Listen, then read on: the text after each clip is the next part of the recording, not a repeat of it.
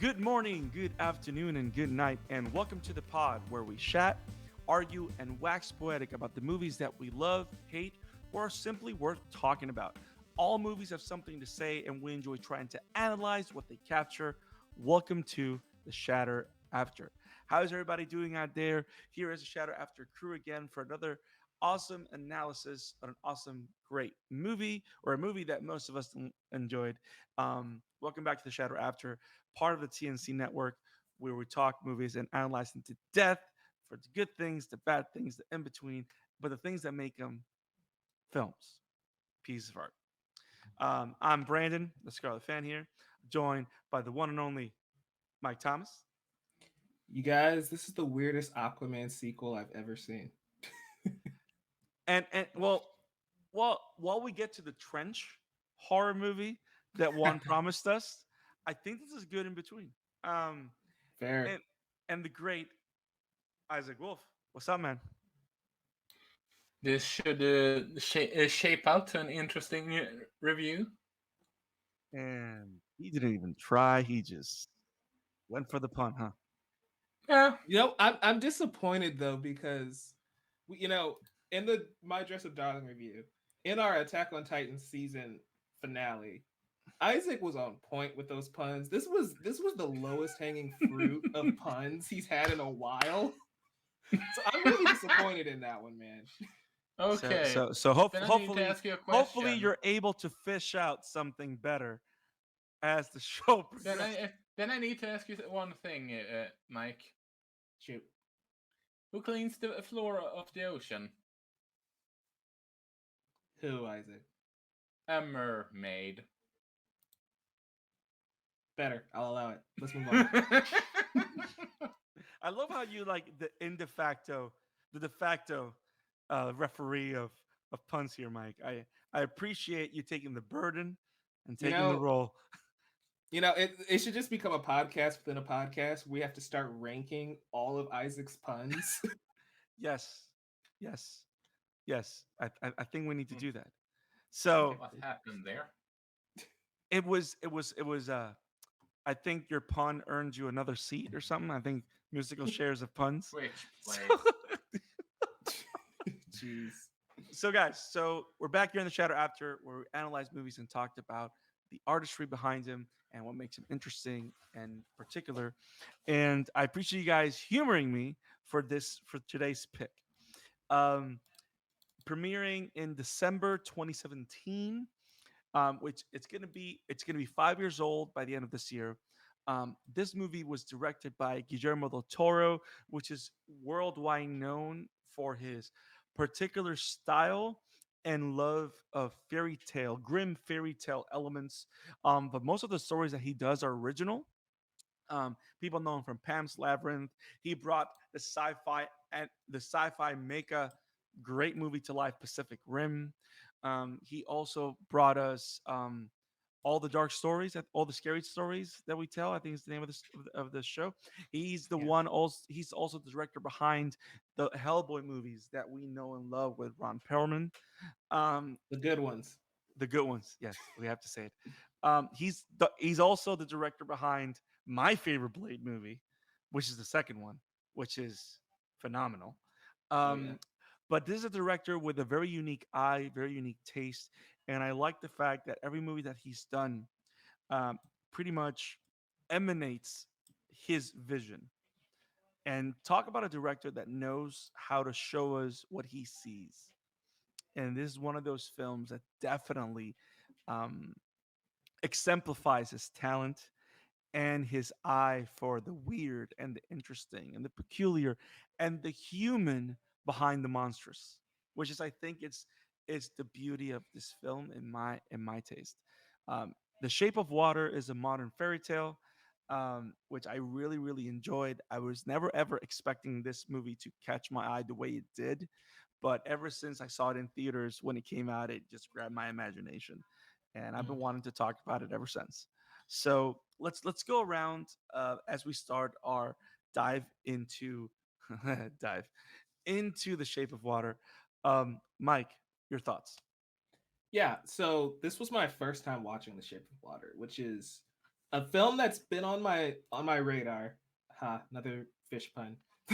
Has been on my radar since it came out and won Best Picture in 2018's Oscars. I just haven't had a chance to really sit down and watch it. So I'm glad when Brandon said we should do Shape of Water next. I'm like, okay, cool. I can check it off my list, my watch list. And this is a film that is very interesting and deliberate, and it's one of the reasons Del Toro's one of the best directors, writers working today, right? Is because the story he wants to tell, like you said, like the monster, the fear of the unknown, embracing the different ones, right, is basically the theme of the story. And he uses Beauty and the Beast like elements to convey that, but also he, like, I don't know if you saw like the interview he did before where he's like he was watching Creature of the Black Lagoon as a kid, and he was so upset that the woman and the monster didn't get together because That's kind he of his inspiration for the.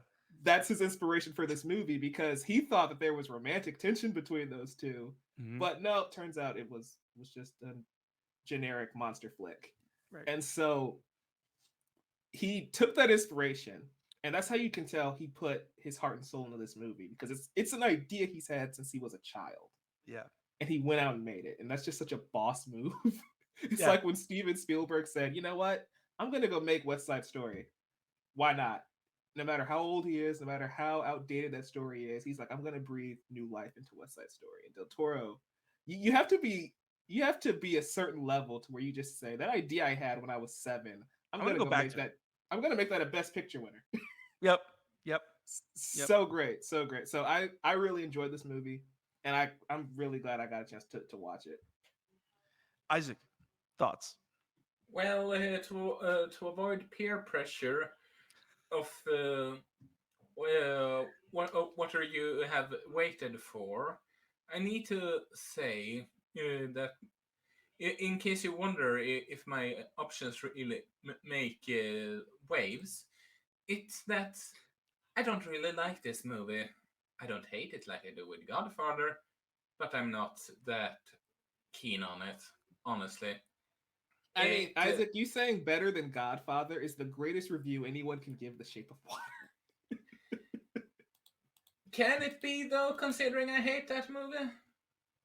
Well, I mean, you're part of that illustrious 1%. So, I mean, you're there. But you know what? It's I'm glad that you dislike it, because as we dive in, I really want to hear your contrasting thoughts, because that's what this is about, right? It's all about us having that chat with those beers and just going and breaking this movie apart. So I'm glad that you have these particular ideas. So hold on, make a list. Hold on to Check it everything. twice. Uh, so we're back to cosplaying. So uh, so and we definitely want to break those things down, because I really want to know why you didn't like it. And even if your thoughts of it doesn't change by the end of it, that's perfectly fine, because hey, we're all entitled to love what we love and hate what we hate. And when I said in the intro, what we love and hate about films, right? So Yeah. it works. Now, there's something about this film, and I love the fact that you brought up the Creature of the Black Lagoon, and you brought up the whole thing about this being like something that he reminded himself from his childhood, right? And Yeah. he's always been doing fairy tales. Like that's his thing. Like he loves scary stories, but like fairy tales a la Grimm. You know what I mean? We're not talking about Disney or like DreamWorks, right? That does fairy tales with that Western sprinkle of we need this to be innocent, Didn't he do right? the Troll Hunters for DreamWorks, the animated show? I think so. I think he did. Yeah. So most of the stuff that he does, it has that Grimm's fairy tale where it's all like everybody knows the Little Red Riding Hood, but nobody knows the real. Like we always have those conversations, Like like how twisted the Little Mermaid actually is. exactly, or how twist, or the fact that the grandmother actually ate the daughter, ate their Little Red Riding Hood at the end of those kind of stories, right? Yeah. And I like how that's like has been his style, and he's been perfecting it over the years. And every time he does it, it wows people, because the worlds that he creates, the sets that he creates, I like how he finds ways of blending the line between fantasy and reality, where you never know in which one you are, right? Like there's moments where things are as clear as day, as real as possible. And then you see the fantastical abide in the real, but it doesn't feel out of place. Does that make sense? Yeah. Like it reminds me at the end of Paprika, where at the end everything just blends together, like the dreamscape and the reality, where there's no distinction. I like how this particular movie plays a lot with that because it's supposed to be this fantastical story, especially the way it starts. It starts like um it starts like you're in this dreamscape and then it jumps right into the reality with no stop, with Yeah. no like a one shot, no cuts. Which by the way, what amazing cinematography, because you got to think that's the one thing that that sparks my imagination. 80% of everything in this film, it's all practical effects. Yep. It's all practical effects. It's all practical effects, very little CGI. And it's all like old fashioned practical effects, like the way they used to do underwater scenes back in the day. Of course, they're amplified post, which is phenomenal. But the fact that that old style filmmaking is the background of everything they're doing just elevates it to another degree. It also plays well because you know how many scenes do we see the TV screen, right? And it's giving us a reminder. We see like Mr. Ed, we see Shirley Temple, Bojangles, we see all of these old Hollywood figures and TV shows and movies playing in the background, and it's all kind of setting the atmosphere. Same with the Mm-hmm. score. Like I love the score of this movie. Bro, It's phenomenal. And yeah. so I feel like again that's just showing how masterful a filmmaker Del Toro is because every element of this movie is just on point. And what I like also about that first first it ends in a zoom in, and it starts in a zoom in and it ends in a zoom out, right? Which by the way, it's, you know, every detail, right? But what I love about that first zoom in and how it starts, don't a lot of these shots feel like this was a stage play, or like it resembles a stage play? A lot of the shots, especially the fact that you know that they made these enormous sets, right? Yeah. It's not just buildings they visit. Like we know for a fact that these are all sets, but I like the fact that how they play within the sets is just how they build this world is just great. Um, Yeah, he really is trying to set the atmosphere with like those wide shots and then the yeah, zoom ins, trying to make sure you really get a vibe and understand what's going on in this world. yeah. Now let's take one character at a time, and then we'll go into scenes, right? So Sally Hawkins, what a phenomenal job. I mean, she plays the mute character of Eliza. Um, she literally learned sign language for this role, Yeah, and you can't even tell. I mean, it's like, and the way she communicates, it's so efficient, but not just in her acting, her how much she takes over the screen whenever she's there, but also what a nuanced way of sharing the sign language communiques with the audience and adding subtitles to whenever she talks. yeah, To me, that was one of those things that I was like, I mean, it's like, yes, you have to do it. But at the same time, to me, it was like, okay, yes. Because you got to think about it. You don't, it's like the kind of thing you don't expect, right? Because yeah. most of the times because when you go to movies in the States, there's no subtitles. Like I lived in Puerto Rico for a great deal of my life. For the first 23 years in life, I lived in an island. So being that the main language in Puerto Rico is Spanish, every time I went to the movies, you have Spanish subtitles to every Mhm. single film that you go. So one of the things that to me, I always got used to watching movies with captions. I liked watching with captions, even the even English movies in English. So whenever I went to the movies and there's no captions, there's no subtitles, to me that was a bit of a shock because I was so used to it. But the fact that they're bringing subtitles back because of the character of Eliza, because of the fact that it's very important for us to be engaged in what she's saying, how she expressed, what she expressed, Yeah, um, was such a great touch in such a great way. Apart from the fact that she's a great physical actor as well. she is totally. That like her character, it's just so well written because by having a character who's not speaking in a motion picture, it's very hard to do. It's very hard to convey that level of emotion, especially her having to learn sign language for the role. But it works. And one of my issues with the movie is that our merman, I didn't have a connection with that character at all, really, probably because sign language, eyes, everything was very hard to emote with that character. Mm-hmm. But seeing him through Eliza's eyes is what makes that work for the Right. most part. And so Right. she did a phenomenal job conveying that. I didn't expect to see her masturbate more than once in this movie, but that's a thing that happened. So Yes. Which also From tells one you, like, naughty from one naughty recording to the next. the only reason I said that was because I felt like that was the only way I'd get you to talk because you haven't said anything in like 10 minutes. So I wanted to make sure you were still I listening. just don't want to interrupt you guys. you Isaac, why did should. you hate No. this movie though? You never really said what your issues were. Well, it's all about the. Honestly, it might sound silly and all that, yes. Is this movie gorgeous? Yes, it absolutely is. It does.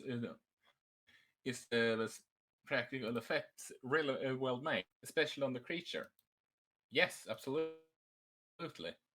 But it's something regarding the direction in this movie that makes it just come off so slow and too.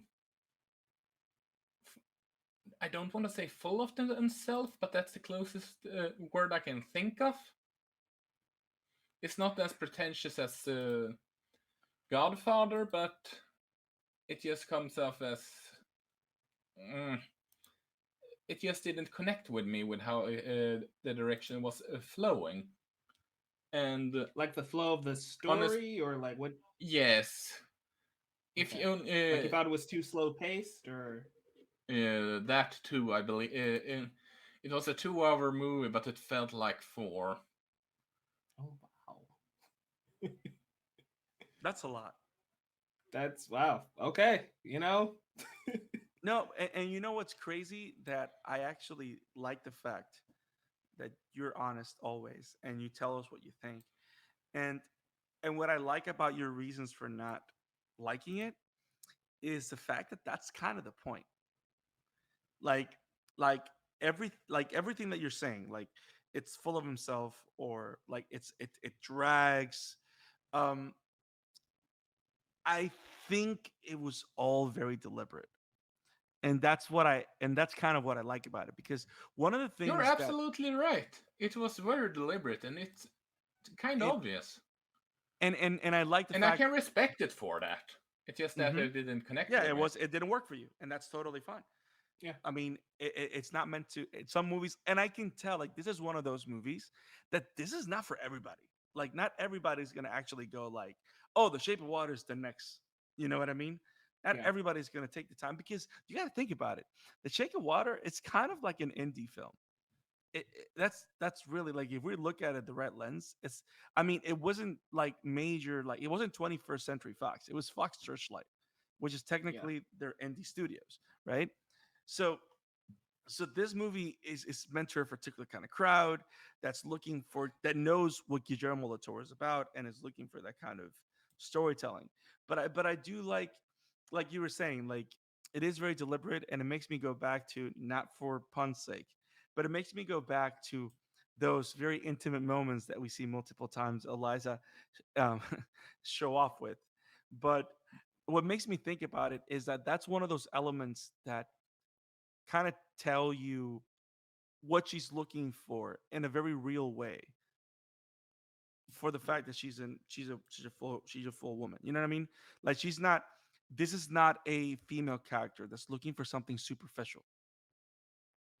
Like Yeah. she is longing for something that's real, that's tangible.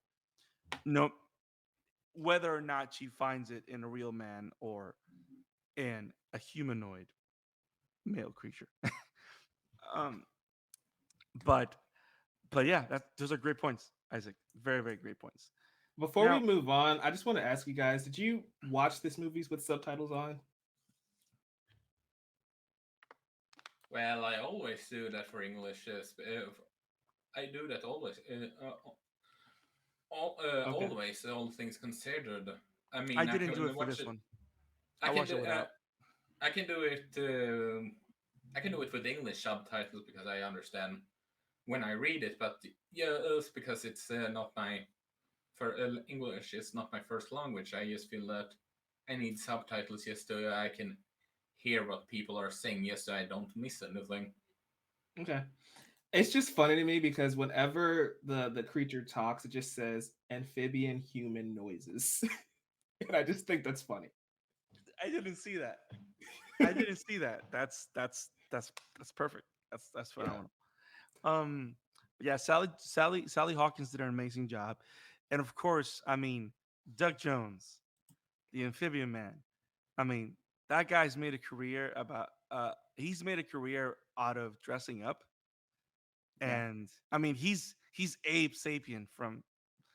He's had a long-standing career with Del Toro.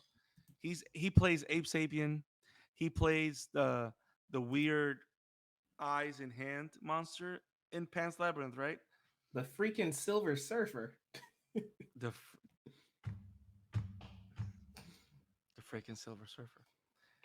Um, Doug Jones did an amazing job, um, and I like how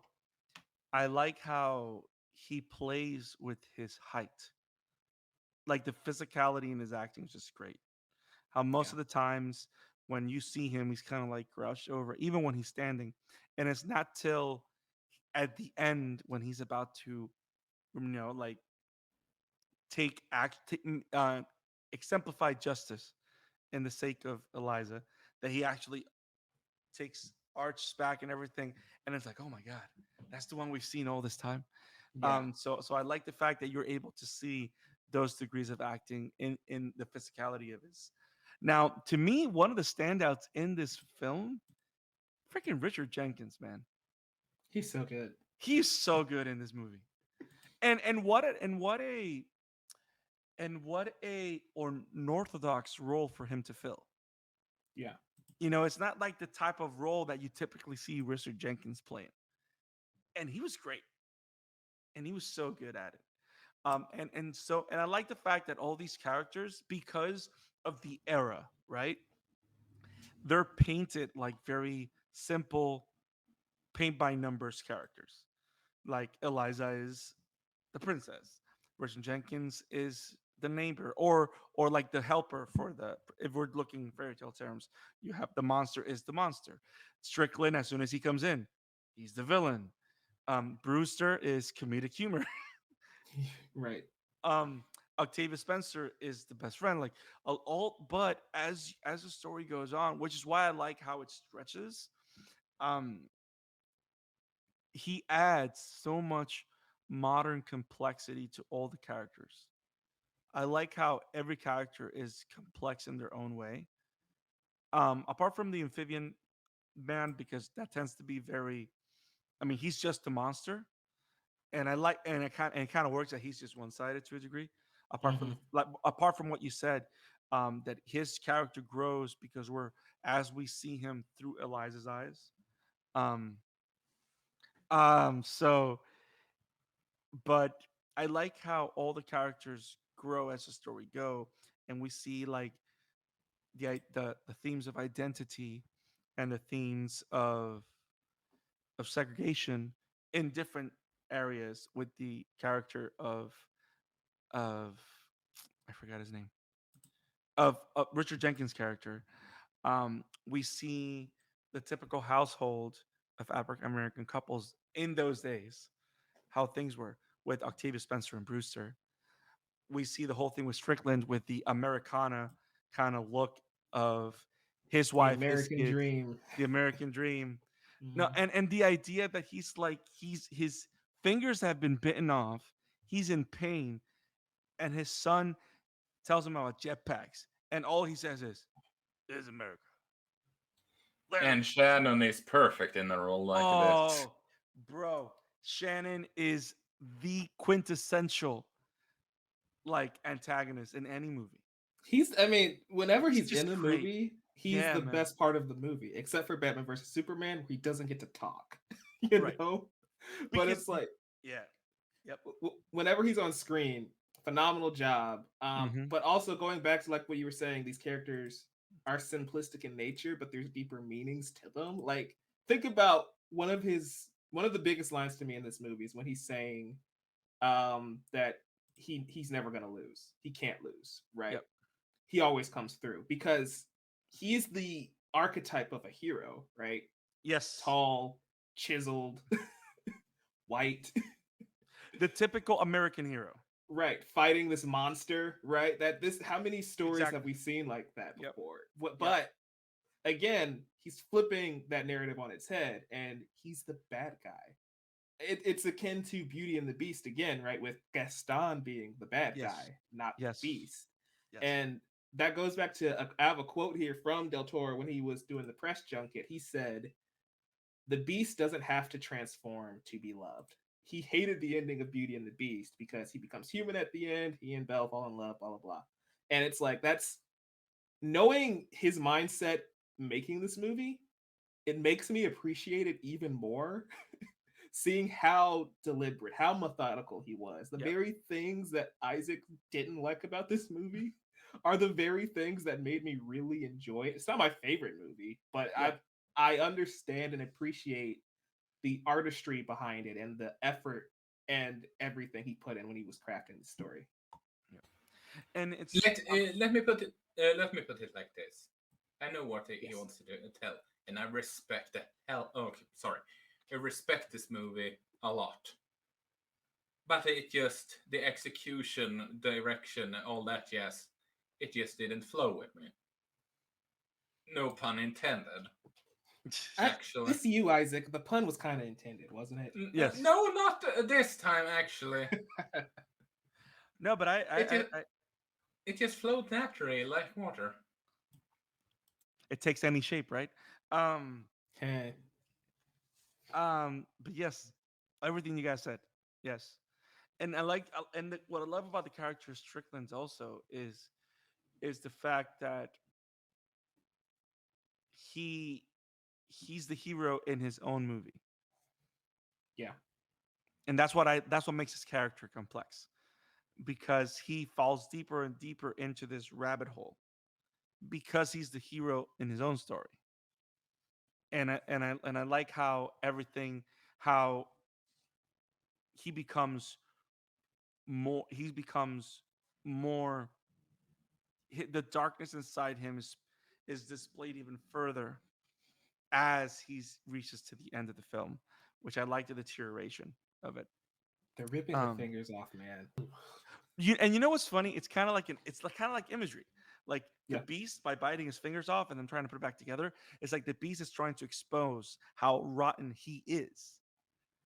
And it's Yeah. like as the movie progresses, you see those fingers getting rotten and rotten and rotten to the core to the end until it rips them off, and all you have is a flesh wound and all the pussy gone.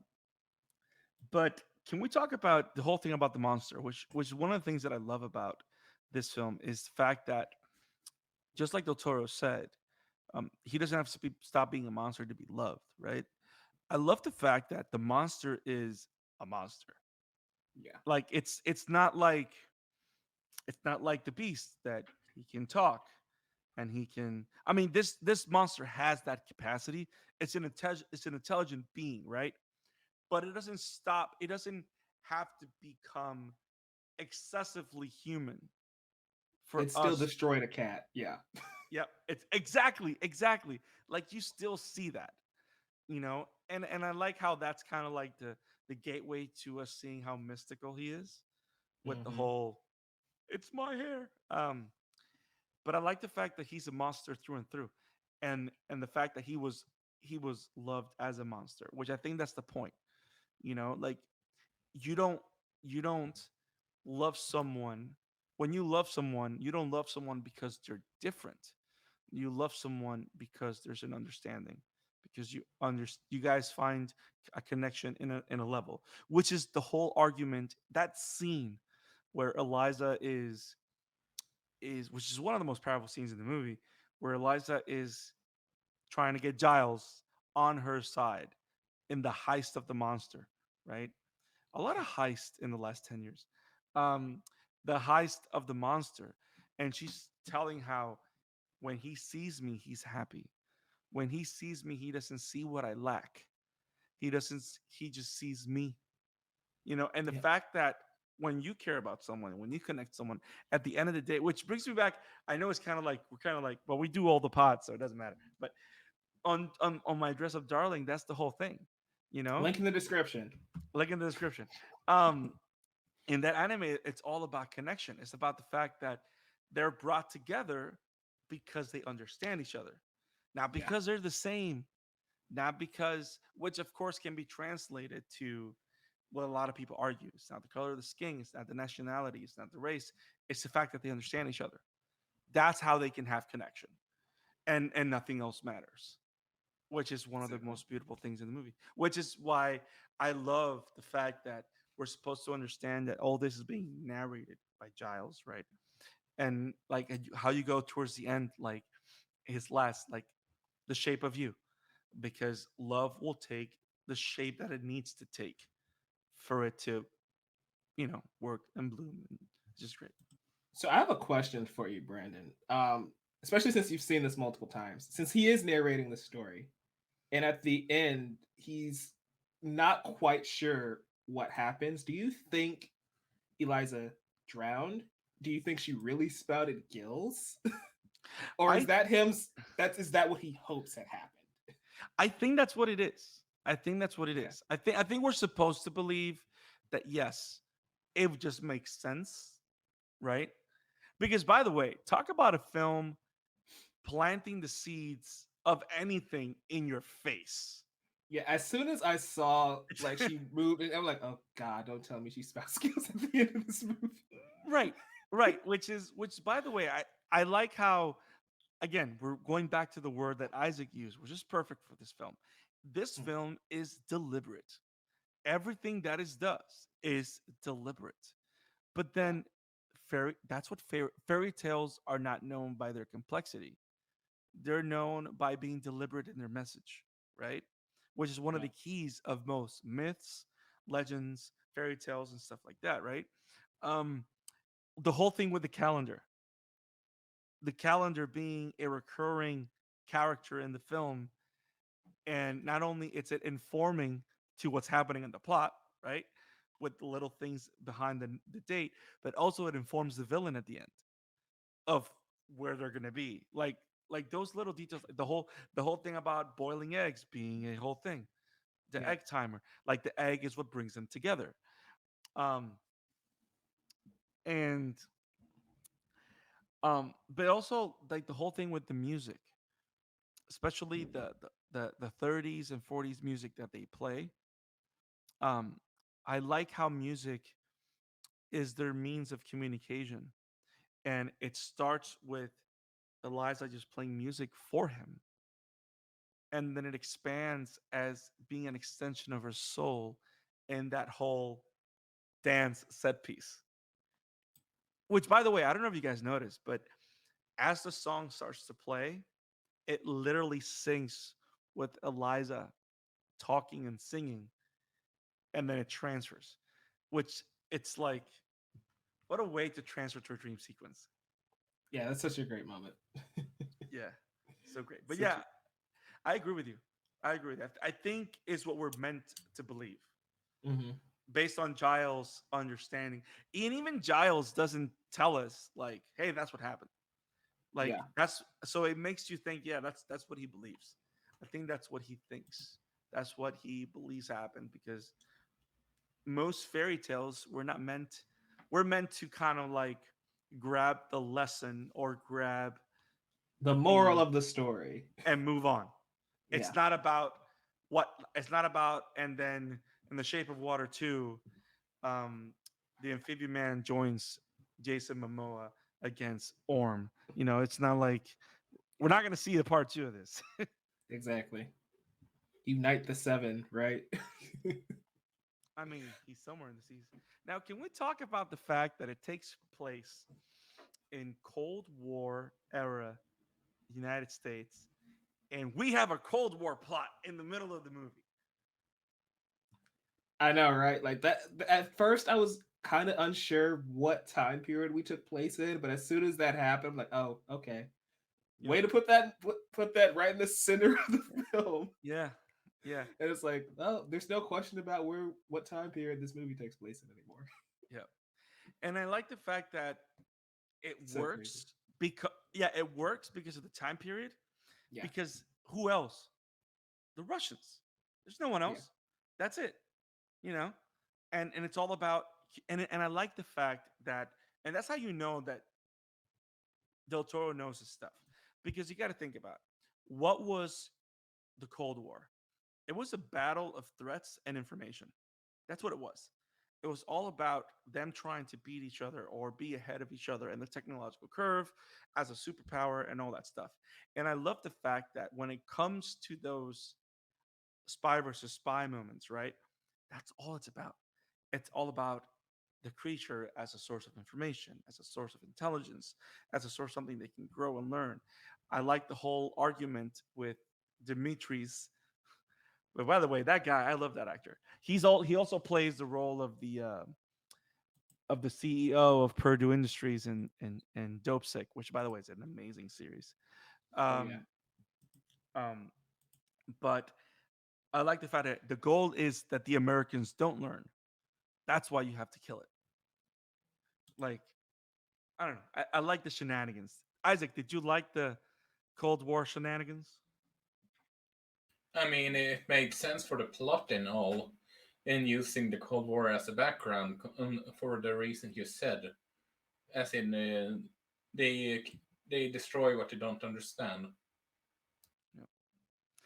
Yeah. Is it just me or like this is the second one of Del Toro's quasi original fairy tales that he involves war somehow?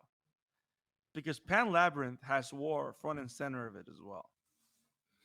It could be again like it may not even be intentional. It could just be like deep seated from his childhood. Because you think about the beginning of the Chronicles of Narnia, and the kids are having to flee their home because of war, Yeah, and then they that end was up at the going to the heart war. of World War II, right? It's World War. It might be World War I. Might be World War I. Not quite sure. Okay, okay, But the kids end up, moving in with this old man. They go into the wardrobe. About it, the plot happens, and right. so it could be every fairy tale starts off in a similar predicament, and so that could be either consciously or subconsciously kind of weaving that type of narrative thread in there. Yeah. Let me take a look here. So Guillermo del Toro was born. I mean, he was a child at least towards the end of he was. I mean, the Cold War was all the way to like the mid '70s, right? Or was it just in the '60s? It's when Rocky beat Drago. Oh my God! So it says here that the Cold War officially ended, according to Wiki, and we should believe Wiki, um, 1991. So I mean, Told dude, you. he is that when the movie came out? You gotta stop. I mean, a few See years now, earlier, but see yeah. now I want to find out. Rocky 4, that's the one with Drago, right? I know we're Hmm. we're we're kind of like doing. I 85. mean, 19. Oh my God, this is. We said it here first, folks. No, 40 20 years later. to 40 years later. Dang. Okay, so Shadow after 5 years. But yeah, I mean, he was a kid. He was probably he was born in '64, so he probably fascinated with all of that. Which I mean, the best artists draw from what they know, right? Yeah. From what they lived. So all this is fascinating. Um, so we talked about the characters, we talked about the actors, we talked about the Cold War of everything. Um, is there anything else that you want to highlight? I know you mentioned the score is phenomenal, but then again, this is an original score. What a phenomenal score It's by so good. Alexander Desplat. It's like, and it comes and it starts from the very beginning, very slightly, and and talk about a score that's because I studied classical music, so I went to school for it, right? So Mhm. my orchestration, my composition vibes are like up to here because the variations that he does to the themes, like you never hear the same theme the same way. It evolves with the story, it evolves with the emotion. Like this is a feat of classical music, and it's great. And the instruments that it uses, the accordion, the harp, he uses a bit of that. They call him clavecin in Spanish. I forgot the name. Harpsichord and stuff like that. I mean, again, it's meant to be you're supposed to feel that you're in a dreamlike state, Yeah. and it just adds to everything. This movie's great. I like this movie. It's it's a great film, and it's one that I'm interested in rewatching sometime in the future because again, at the time of recording this, I'm only like an hour removed from watching it. And so it's like Fair. it hasn't even really set in. I haven't had a chance to really sit with it. Yeah. But just from first viewing, it's great. It's great. And it's also the kind of movie that would be fascinating to watch up behind the scenes for, Yes. like to see how the sets were made, and also those shots underwater are just fascinating. And I like the fact that a lot of the shots, especially the shot where they fill the bathroom with water, I That was like the ridiculous. fact. What? I'm just saying that entire moment was ridiculous. Like, well, you're gonna flood this over, No, with just towels. But what I like the right? fact is that they do it with the measure of reality that the movies has carried throughout. So it wasn't a perfect bubble.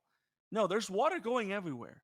And people are Hmm. getting, because any movie would have just made this a dreamlike state where nobody knows that this happened. It No. dropped in one guy's popcorn in his mouth. That was honestly hilarious.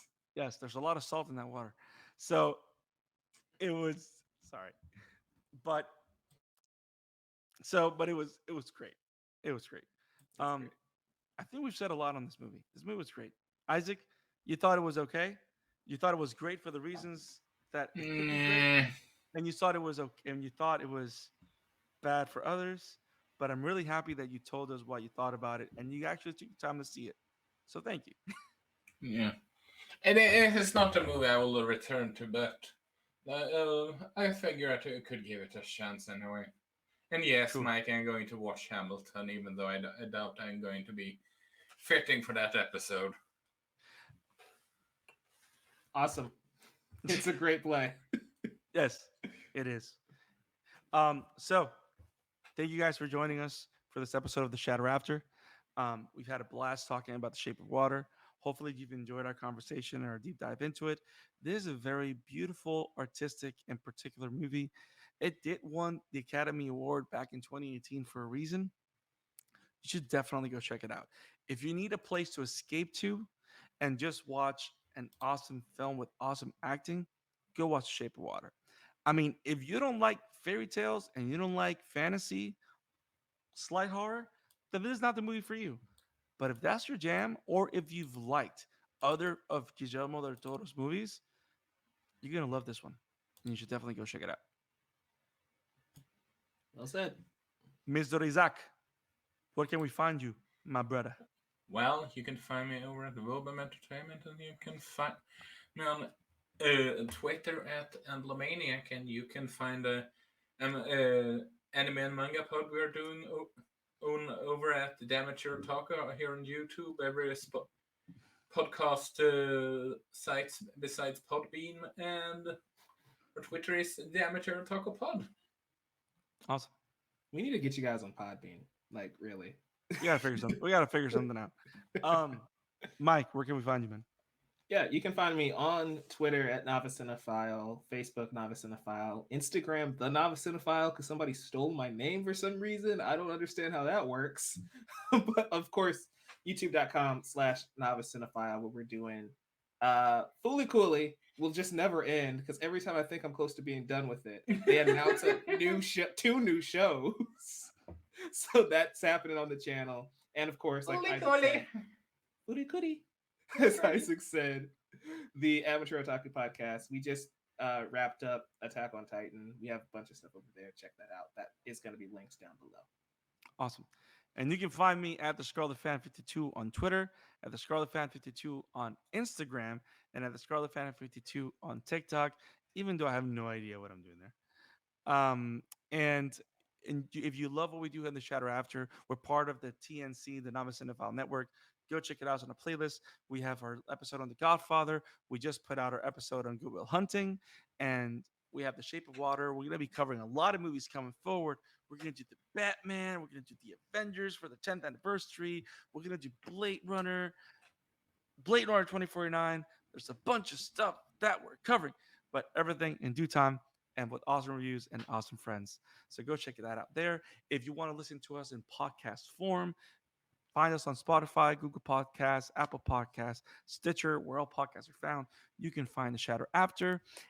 Sonic the Hedgehog 2 is coming out. So if you want to hear our thoughts on Sonic 1, it's over there on The Shadow After. Go check it out. Yes. And we look forward to seeing you next time, guys. Keep watching movies. Have it awesome. Peace. Hej då.